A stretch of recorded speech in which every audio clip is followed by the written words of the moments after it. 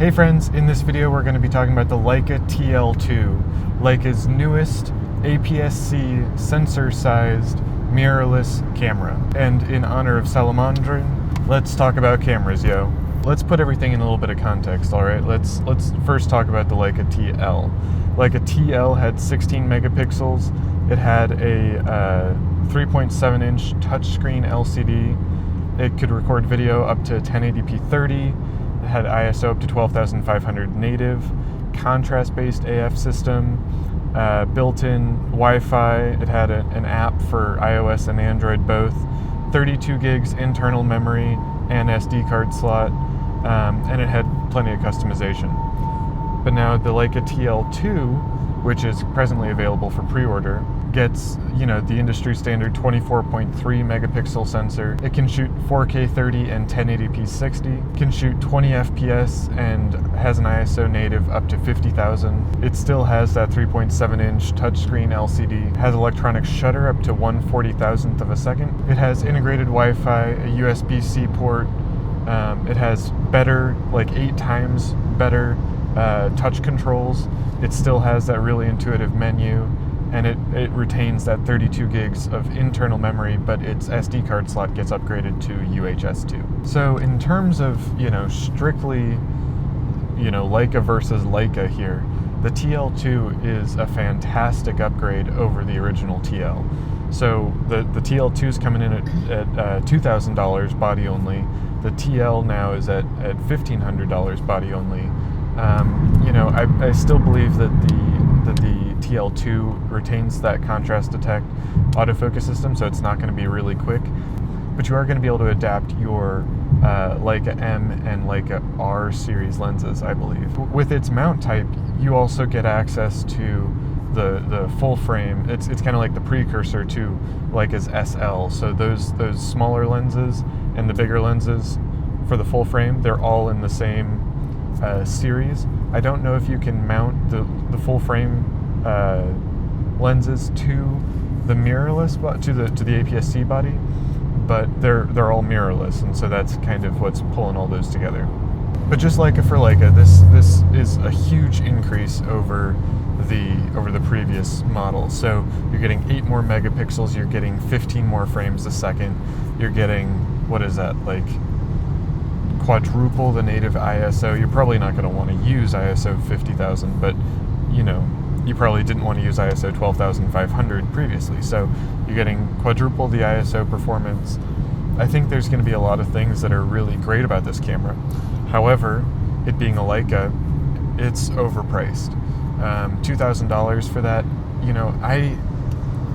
I made a video on the Leica M10. I'm not super proud of that anymore, but I got a whole bunch of views, and that's kind of why I made it. But, I can see the value that a rangefinder can give, because there were so many people that were really compassionate and empathetic in the comments that were like, this is why I love it. And I really believe that you would too if you had the opportunity to use it. And I can see that, but on the TL, I don't see that, because the fact of the matter is that it's an APS-C mirrorless system, and I'm shooting this on an APS-C mirrorless system with the Alpha 6300, and every other APS-C mirrorless system blows it out of the water except for frame rate, but it's contrast detect versus phase detect, and so then you're talking about hit ratios, and so I'd rather take the 6300 or 6500 with 11 FPS burst when I know that I'm going to get those images in focus, because I know that I won't get them in focus off of the Leica TL2. And that, starting to talk about price, like, this is probably one of Leica's more affordable models, and so there's probably going to be a lot of people that are saying, I just want a Leica, and so this is what I can get into, and so I'm going to go for this. But the kit lens, like that 18 to 56 mil, that's very standard across many brands, that focal range, comes in as like $1,700. The cheapest lens you can get for that system is like $1,500, and then for a 35 f1.4, you're going to be charged $2,400 for that. And it's like, I respect Leica for the fan base that they've been able to curate, and for the brand loyalty they've been able to build. But at a certain point, like, I'm gonna go ahead and say, like, those rangefinders, they're okay. I'm not going to harp on those anymore. But for a system that you're building that clearly has much better options within that same, market space, you gotta try a little harder there, Leica. Like, you gotta make a better camera, and you gotta include your phase detect. You gotta not just say we're gonna give you 20 FPS, because you're not gonna get a hit on it. You gotta give, in today's market, you also gotta add L-log, because it doesn't have L-log.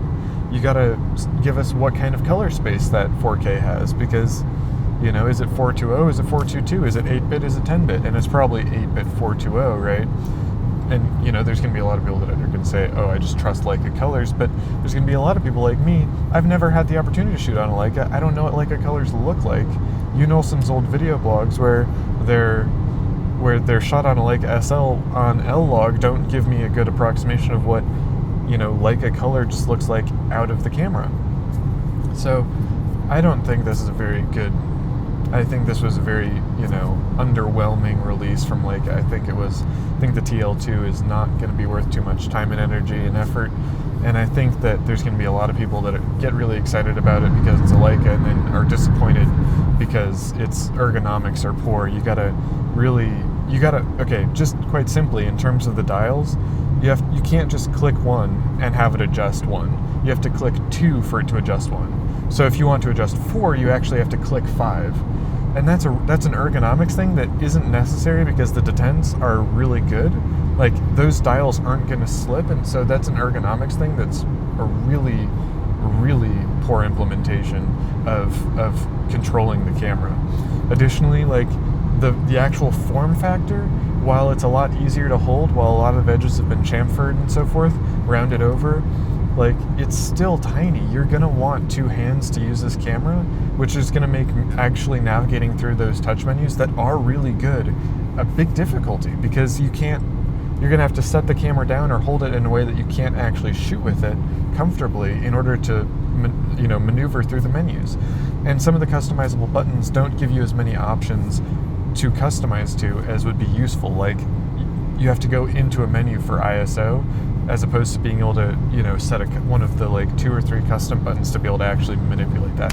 So, I think that while this camera has a lot of things going for it, really high quality glass, albeit overpriced, and probably good color, but I have no idea, as well as a really loyal fan base, which makes a big difference, and, really actually modern specs on a lot of things, I don't think it's going to be worth it because of the price point, because of what other cameras in the market space are offering, and because in terms of features, and because ultimately I don't think that it's going to be a joy to use.